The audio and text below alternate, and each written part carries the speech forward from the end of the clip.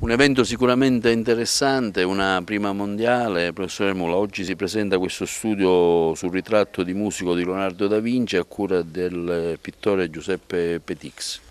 Il professore Petix è un conosciuto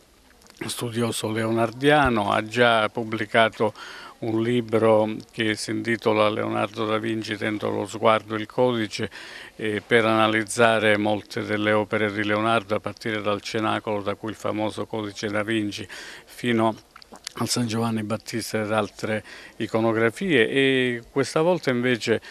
porta delle nuove scoperte in merito a un altro bellissimo quadro di Leonardo che è il ritratto di musico, e in specie le scoperte riguardano il cartiglio che porta in mano questo personaggio, e dietro alle note ci saranno delle cose che stasera verranno per la prima volta al mondo dette a cura appunto del professore Petix. Questa è un'iniziativa che nasce anche dalla fattività dell'Accademia delle Belle Arti, che è specialmente stimolata oltremodo anche da questa nuova sede nel pieno centro storico, nel complesso monumentale dei Filippini.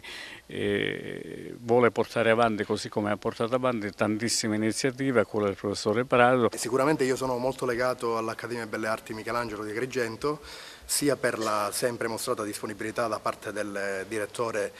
chiarissimo professore Prado, e soprattutto perché il professore Mula mi segue dall'inizio, quindi abbiamo avuto sempre questo rapporto, come dire, ravvicinato, pur essendo io di Serra di Falco. Oggi presenteremo questo mio studio,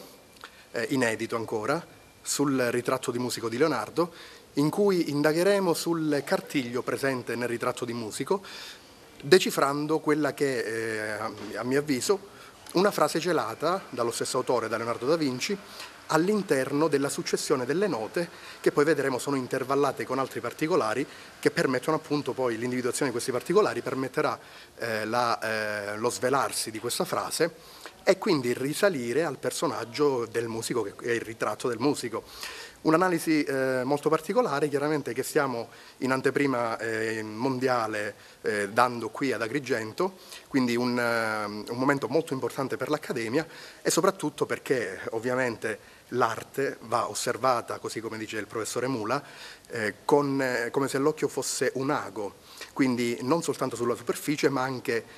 dentro e oltre l'opera, e questo è quello che cerchiamo di fare noi ricercatori.